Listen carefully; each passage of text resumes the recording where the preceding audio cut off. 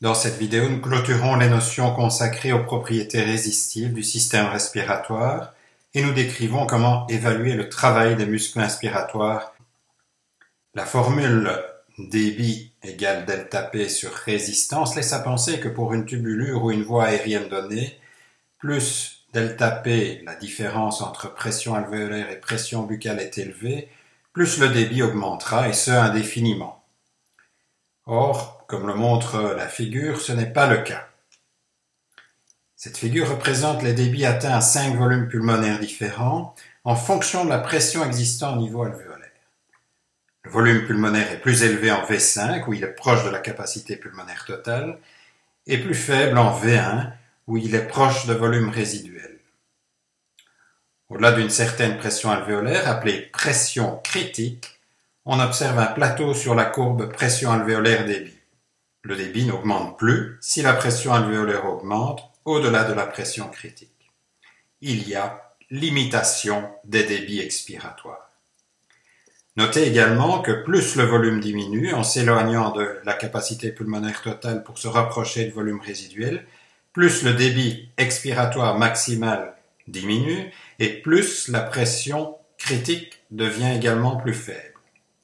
La limitation de débit n'est pas visible sur le graphe en inspiration, ni à grand volume pulmonaire V5 sur le graphe en expiration, non pas parce qu'il n'existe pas de limitation de débit dans ces situations, mais bien parce que les muscles expiratoires et inspiratoires ne sont pas capables à générer des pressions alvéolaires suffisamment positives dans le cas de V5 en expiration ou négatives en inspiration pour atteindre la pression critique.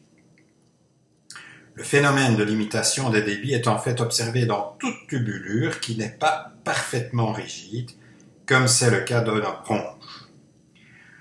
Au laboratoire d'exploration fonctionnelle respiratoire, on effectue fréquemment la manœuvre de capacité vitale forcée ou d'expiration forcée, comme vous le verrez effectuée sur la vidéo dont le lien s'affiche à l'écran.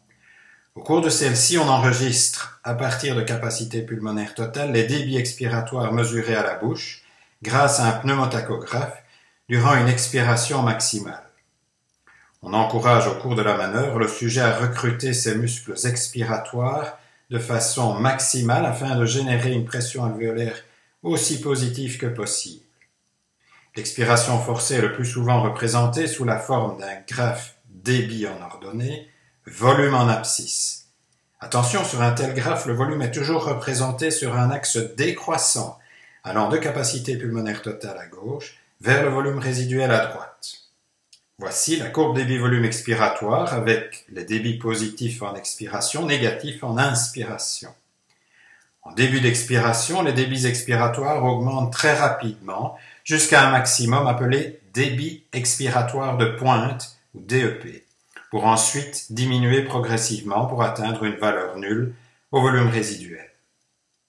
En raison du phénomène de limitation des débits, les débits expiratoires enregistrés au cours de l'expiration forcée sont bien les débits maximaux que l'on peut générer dans les voies aériennes d'un sujet, à l'exception donc du début de l'expiration, au volume proche de la capacité pulmonaire totale. Au volume auquel on observe le débit expiratoire de pointe, la pression musculaire expiratoire que peut développer le sujet ne permet normalement pas d'amener la pression alvéolaire au niveau de la pression critique, et le débit expiratoire de pointe dépend donc de manière critique de la bonne collaboration du sujet, de sorte qu'il puisse recruter au maximum ses muscles expiratoires. Au repos, si j'enregistre la courbe débit-volume lorsqu'un sujet normal respire à volume courant, nous constatons qu'il existe une marge importante entre les débits expiratoires observés par rapport aux débits expiratoires maximaux possibles au volume pulmonaire considéré. À l'exercice, tant le volume courant que les débits inspi et expiratoires augmentent, mais chez un sujet normal, les débits expiratoires restent inférieurs aux débits expiratoires maximaux. Nous verrons plus tard que dans certaines maladies associées à une obstruction des voies aériennes, les débits expiratoires à volume courant peuvent correspondre aux débits maximaux, d'abord à l'effort, puis même au repos lorsque la maladie évolue. Nous avons déjà analysé le régime de pression régnant dans les divers compartiments du système respiratoire à CRF en conditions statiques. Analysons-le maintenant tout au long du cycle respiratoire, qui suppose donc un débit dans les voies aériennes durant la plus grande partie de ce cycle respiratoire et donc une composante résistive à l'effort des muscles inspiratoires. Connaissant les propriétés élastiques du système respiratoire et de ses composants représentés par les courbes pression-volume, je pourrais ainsi évaluer le régime de pression et surtout évaluer la pression musculaire inspiratoire, déterminant du travail des muscles inspiratoires et de la dyspnée.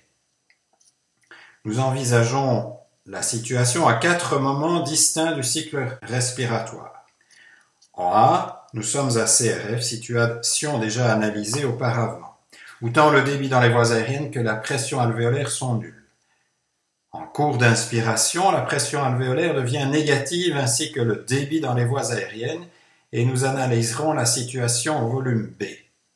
L'inspiration se poursuit pour arriver en C au volume de fin d'inspiration, transition avec l'expiration où le débit et la pression alvéolaire sont nuls, comme à CRF. Débute ensuite l'expiration où la pression alvéolaire et le débit expiratoire deviennent positifs et nous envisagerons la situation au point D représentant un volume identique au point B, mais durant l'expiration et non plus l'inspiration. L'expiration peut se poursuivre pour se retrouver à CRF. Déterminons maintenant les régimes de pression dans le système respiratoire à ces 4 points du système respiratoire en nous concentrant particulièrement sur la pression musculaire et plus accessoirement sur la pression pleurale que je pourrais calculer au départ de ces formules qui doivent maintenant vous être connues. À CRF, la pression alvéolaire en l'absence de débit est nulle. Sur base de la courbe pression-volume, je peux déterminer qu'à CRF, la pression transpulmonaire est égale, dans le cas considéré, à plus 5, la pression de recul élastique de la paroi thoracique étant égale à moins 5. Nous pouvons donc en déduire que pression musculaire est bien nulle et que la pression pleurale est égale à moins 5. Au point B, en cours d'inspiration, où la pression alvéolaire et le débit dans les voies aériennes sont négatifs, que valent donc pression musculaire et la pression pleurale? La courbe pression-volume indique qu'au volume B, les pressions de recul élastique du poumon et de la paroi thoracique valent respectivement plus 7 et moins 3. Nous en déduisons que P musculaire est égal à moins 5 et que la pression pleurale est égale à moins 8. Au point C, au volume de fin d'inspiration, je suis à nouveau en condition purement statique, en l'absence de débit, la pression alvéolaire est bien entendu nulle. Mais que valent les pressions musculaires et pleurales? En fonction de PL et de PCW au volume C, respectivement plus 9 et moins 1, nous pouvons déterminer que pression musculaire égale moins 8 et pression pleurale égale moins 9. Débute ensuite l'expiration qui, rappelons-le, est passive au repos chez un sujet normal. Pression musculaire est donc nulle, c'est en fait la pression de recul élastique du système respiratoire qui sera le moteur de l'expiration, via la pression alvéolaire qu'elle génère. Ici se pose donc plutôt la question de savoir ce que vaut cette pression alvéolaire, que nous pouvons, rappelons-le, calculer grâce à cette formule. Sur base des pressions de recul élastique qui sont bien entendu identiques à celles retrouvées au volume B, puisque ces propriétés élastiques sont tout à fait indépendantes de ce qui se passe en conditions dynamiques, nous pouvons calculer la pression alvéolaire, égale dans ce cas à plus 4, et donc bien associée à un débit expiratoire. Accessoirement, la pression pleurale est dans ce cas à moins 3, contre moins 5 au même volume en inspiration. Comme énoncé en début de ce chapitre, bien comprendre les propriétés mécaniques du système respiratoire nous permet d'appréhender les causes de l'essoufflement, de la dyspnée. Revenons-y pour boucler ce chapitre. En physique, le travail est le produit d'une force et d'un déplacement. Mais la force est également le produit d'une pression et d'une surface. Le travail est donc le produit d'une pression et d'un volume. Dans le cas des muscles inspiratoires, le travail est donc le produit de P musculaire et de l'augmentation du volume du système respiratoire. Nous envisageons ici P musculaire en valeur absolue par facilité, c'est-à-dire que plus P musculaire est grande, plus elle est en fait négative. La sensation de dyspnée est pour grande partie liée à un déséquilibre entre le travail demandé aux muscles inspiratoires et leur capacité maximale, que je peux symboliser sous la forme de Pmus, max. Ainsi, la dyspnée est susceptible d'apparaître si le travail des muscles inspiratoires augmente ou si la capacité, la force des muscles inspiratoires diminue, par exemple en cas de myopathie. La dyspnée diminuera à l'inverse si la capacité des muscles inspiratoires augmente ou le travail qui leur est imposé diminue. Mais comment évaluer le travail des muscles inspiratoires sur base de ce que nous avons discuté dans ce chapitre? Repartons pour cela de la courbe pression-volume décrivant les propriétés élastiques du système respiratoire. Elle nous permet d'évaluer dans un premier temps la composante élastique du travail des muscles inspiratoires au cours de l'inspiration, permettant d'atteindre le volume X. Nous traçons pour cela une courbe pression-volume en miroir de celle de PRS, qui constitue la courbe représentant la pression musculaire à développer pour joindre un volume donné en situation strictement statique. Concentrons-nous sur la zone du graphique d'intérêt. Tout au long de l'inspiration, à chaque volume, les muscles inspiratoires doivent développer une pression négative, contrecarrant la pression de recul élastique du système respiratoire qui devient de plus en plus élevée au fur et à mesure de l'inspiration lorsque le volume augmente. La composante élastique du travail des muscles inspiratoires est représentée par la surface orange, produit de pression musculaire et du volume.